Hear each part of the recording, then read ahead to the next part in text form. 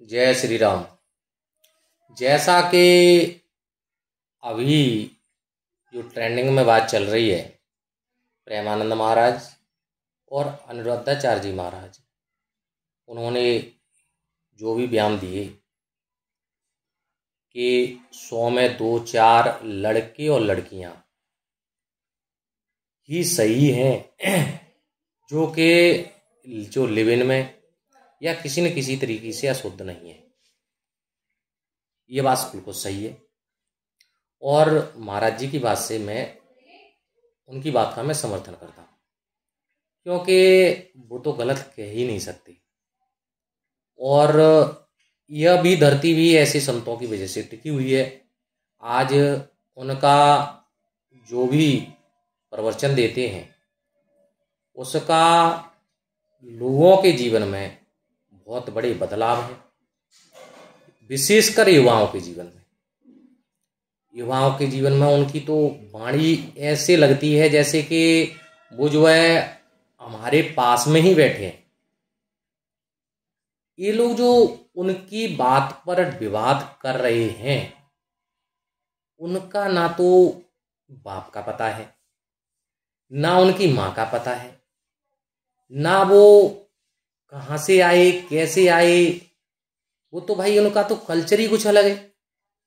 भाई ट्रेंडिंग बन गया है आज कल जो है। अगर किसी लड़की का बॉयफ्रेंड नहीं है या किसी लड़की की गर्लफ्रेंड नहीं है तो उसे बेवकूफ समझा जा रहा है। पवित्रता तो बिल्कुल रही नहीं है। इसी का जो है हम लोगों परिणाम झेल रहे हैं। हमारी संस्कृति का विनाश होता जा रहा है। महाराज जी ने तो पहले भी कहा था कि अभी तो कलयुग स्टार्ट हुआ है, आने वाले समय में बोलने नहीं दिया जाएगा, भगवान के बारे में बोलने नहीं दिया जाएगा। लेकिन आज वो पोजीशन की झलक मिली है, उनके ऊपर भी उंगली उठा दी। लोग उंगली उठाने से पहले ये नहीं सोच रहे हैं कि उन्होंने ऐसा तो नहीं कहा कि सारी लड़कियां गलत हैं। भाई कुछ तो है ना। और ऐसा अगर जो लोग मुद्दा उठा रहे हैं और प्रत्येक व्यक्ति भारत का या विश्व का नागरिक अपने बारे में सोचे क्या मैं बिल्कुल सही हूँ, क्या हमारी संस्कृति इस बात की मर्यादा, इस चीज़ की करने की मर्यादा कहती है, क्या हमें मर्यादा नहीं सिखाती? क्या मर्यादा पुरुषोत्तम श्री राम की यही नीति थी? कृष्ण भगवान की यही नीति थी? लोग कहते हैं कि कृष्ण भगवान ने उनके बारे में जानो तो सही, उनके बारे में पहले जान लो। जब उनके बारे में कहना, उनकी जो लीला चरित्र था वो किस उम्र में था, किस समय में था। जब जिस उम्र में था, आज का भी बालक अबोध होता है, उस उम्र की लीला चरित्र था। कृष्ण को समझना कुछ आसान खेल नहीं है। कृष्ण को वही समझ सकता है जो कृष्ण में है। कृष्ण में है। कृष्ण तो भैया कृष्ण है, राधा और कृष्ण में कोई अंतर नहीं। तो मैं बाबा प्रेमानंद महाराज गुरुवर को मैं प्रणाम करता हूं और उन्होंने सच्चाई कहने की कोशिश करी। अनिरुद्धाचार्य जी महाराज का भी मैं समर्थन करता हूं कि उन्होंने सच्चाई कहने की कोशिश करी। आज ऐसे संतों की वजह से ही हमारी संस्कृति टिकी हुई है। प्रेमानंद महाराज के अगर 1% भी अगर अपने जीवन में उतार ली जाए उनकी बातें, तो उस परिवार की सुख समृद्धि, अच्छे तरीके से जीवन निकलना कोई नहीं रोक सकता। प्रेमानंद महाराज आज की दुनिया में, आधुनिक संसार में लोग उन्हें अवतार कहते हैं। इसमें कोई संदेह की बात नहीं। पहले भी अवतार हुए राम के, कृष्ण के, तो लोगों ने सब ने माना नहीं कि ये भगवान है। लेकिन उसके बाद पता चला कि तो भगवान थे। आज भी उनके तप का इतना बड़ा प्रभाव है कि आज पूरा संसार उनकी बातों का प्रभाव देख रहा है। क्या हमारी बातों का प्रभाव, या आपकी बातों का प्रभाव, या किसी अन्य लोगों की बातों का प्रभाव, क्या कोई समझ रहा है? नहीं समझ रहा। लेकिन उनकी बातों का प्रभाव है। उनकी बातें अगर 1% जीवन में उतार लो, जीवन धन्य हो जाएगा। ऐसे महात्माओं के चरणों में मैं सब परिवार नतमस्तक होता हूं। प्रेमानंद महाराज तो आज ऐसे संत हैं जैसे रामायण में चर्चा है। उनका ना तो कोई मित्र है, ना उनका कोई शत्रु है, ना उन्हें किसी धर्मगुरु का ठेका ले रखा है। वो तो एक संत हैं। संत से उनके तो हिंदू, मुस्लिम, सिख, ईसाई, कोई भी धर्म, कोई भी जाति, सभी उनके फैन है। आज कोई उनके बारे में कुछ कह रहा है? कोई मुस्लिम व्यक्ति कुछ कहता है? नहीं कहता। सब लोग उनके पास जा रहे हैं। बड़े भाग्य मानुष तन पावा। पहले तो मनुष्य योनि हमने बड़े भाग्य से मिली है, और उस मनुष्य योनि में भी सत्संग की प्राप्ति बड़े भाग्य से होती है, और अच्छे संत का मिलना बड़े भाग्य से होता है। ये हमारे पूर्व में कोई अच्छे कर्म होंगे कि आज हम उनकी वाणी को सुन रहे हैं। जो भी सुन रहा है, सत्संग का मिलना ईश्वर की कृपा होती है, जब ही हमें सत्संग का मिलना हो पाता है। अच्छे संतों का मिलना बहुत बड़ी ईश्वर की कृपा होती है, जब हमें उनका संग मिल पाता है।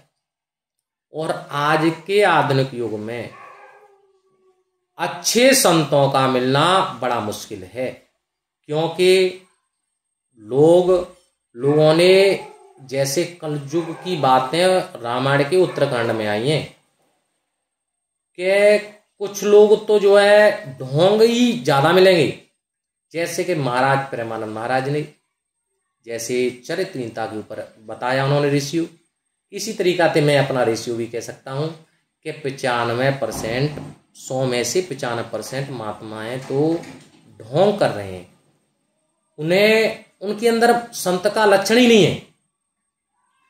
उन 2-4% में प्रेमानंद महाराज आते हैं जो कि सही हैं। सही संत का मिलना बड़े कठिन विषय है। आज उन पे भी उंगली उठाई जा रही है, लेकिन उंगली उठाने वाले व्यक्ति को अपने गिरेबान में जाके देखना चाहिए कि तू लिविन में रह करके कितनी बार मोह मार चुकी है। तेरा बाप, तेरी माँ, तेरी बहन या कोई भी व्यक्ति लिविन में रह करके कितनी बार मोह मार चुके हैं। हमारी संस्कृति इन चीजों की मर्यादा, इन चीजों की करने की नहीं कहती, मर्यादा में रहना सिखाती है। और आज जो है हम अपने जो है धर्म से भ्रष्ट होते जा रहे हैं, इसलिए तो सब लोग परेशान हैं। कलयुग में तो मात्र कलयुग केवल नाम आधारा। कलयुग में तो भगवान का नाम कीर्तन करने से ही भगवत प्राप्ति हो रही है। ऐसा नहीं है कि इसमें कोई बहुत बड़ा तप करना, अगर करोगे तो उसके परिणाम बहुत अच्छे आएंगे। जैसा कि मैंने संत लोगों से सुना है, सतयुग में ध्यान करने से, द्वापर में, त्रेता में, सतयुग के बाद त्रेता आया, त्रेता में यज्ञ करने से, द्वापर में पूजा करने से जो फल प्राप्त होता था, वो फल भगवान के नाम कीर्तन करने से प्राप्त हो जाता है। कलयुग में एक घड़ी, आधी घड़ी, आदि की पुण्याद, और यहां तक कहते हैं कि अगर 5 मिनट भी आप बैठ करके अगर करते हैं, भगवान का नाम सुमिरन करते हैं, तो जो फल हजारों वर्ष तपस्या करने से पहले प्राप्त होता था, वो फल प्राप्त होता है। लेकिन लोग कहते हैं कि भाई वो बहुत भजन करता है, वो परेशान क्यों है? भाई प्रारब्ध की कहानी ऐसी है उसकी। प्रारब्ध में उसके में पहले तो कुछ करके नहीं आया है। तपेश्वरी सो राजेश्वरी और राजेश्वरी सो नरकेश्वरी। अगर तप करेंगे तो राजा बनेंगे, इस जन्म में नहीं बनेंगे, अगले जन्म में बनेंगे और राजा बनेंगे। अगर धर्म पूर्वक राज करेंगे तो स्वर्ग को जाएंगे, और अधर्म पूर्वक अगर और राज करेंगे तो अधर्म तो होंगे, तो नरक को जाएंगे। जैसे कहते पृथ्वी गोल है, कोई व्यक्ति ऊपर हो अब वो नीचे आएगा, नीचे हो तब ऊपर पहुंचो।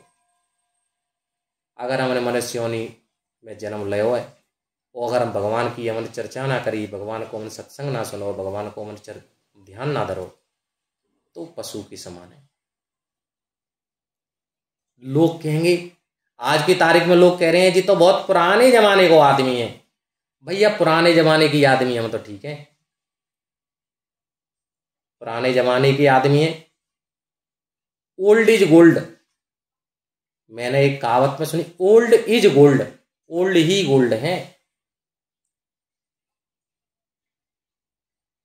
क्या धन, हम धन के पीछे पड़े हुए हैं भाई। पैसे किसी भी तरीके से आने चाहिए, वो चरित्रहीनता से किसी भी तरीके से आने चाहिए। क्या वो हमें परमानेंट है इस जीवन में? जो बोल रहा है हमारे अंदर वो तो परमानेंट है, लेकिन यह शरीर हमारा जो है परमानेंट नहीं है, ऐसे साधु संत कहते हैं। उन्होंने अपने जीवन में अनुभव भी किया है। तो जो है ये शरीर नाशवान है, ये 10, 20, 30, 40, 50 साल और जो भी हम रह रहे हैं इस घर में वो निकल जाएगा। तो हम किसी के साथ में छल कपट बेईमानी ये सारी चीजें क्यों करें, क्यों करें भाई। आज जो है एक छोटा सा उदाहरण देता हूं मैं कि एक दो भाई हैं और दो भाइयों में एक भाई ने, एक छोटे भाई ने बड़े भाई को परेशान किया या बड़े भाई ने छोटे भाई को परेशान किया, कोई तो करेगा, और जो संपत्ति है उसमें से भी ज्यादा हक ले लिया। अब जन्म जन्मांतरों की कहानी है। अब मान लिया है कि छोटे ने बड़े को परेशान किया। अब छोटे के जो बच्चे पैदा होंगे उनको पता होगा कि हमारे बाबा ने जिन्हें हमारे बाबा को कचू नहीं पारे पाप, मैं गांव वाली भाषा में बात कर रहा हूँ साहब, और जिन्हें हमारे बाबा ने सूरज को जिनी भो पुनी भो ये सारी बातें उनकी नाती नहीं पता है, पंथी नहीं पता है, और बिने बढ़िया काम चल रहे हैं, बड़े के काम हल्के चल रहे हैं, अब बिन दवाई करा करें।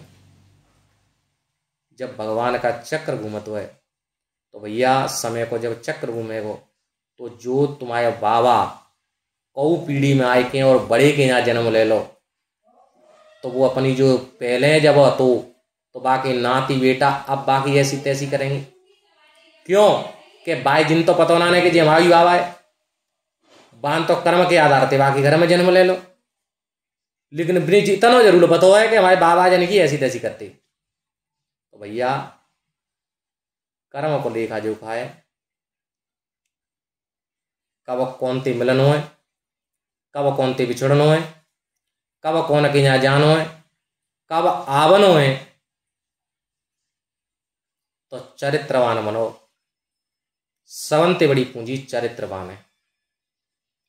अगर तुम चरित्र नान है तो पूरे जीवन में धब्बा लग जाओ और वो दुबहते नहीं मिटेगो।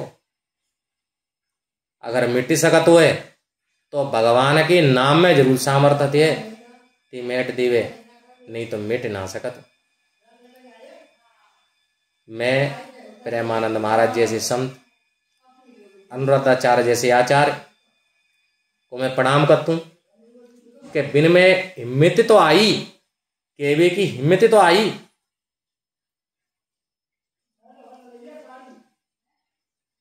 तो मैं अपनी वाणी विराम देता हूं जय जगह पे। जय श्री राम। साधु संत समाज की जय, हनुमान जी महाराज की जय, देवादिदेव महादेव बाबा की जय,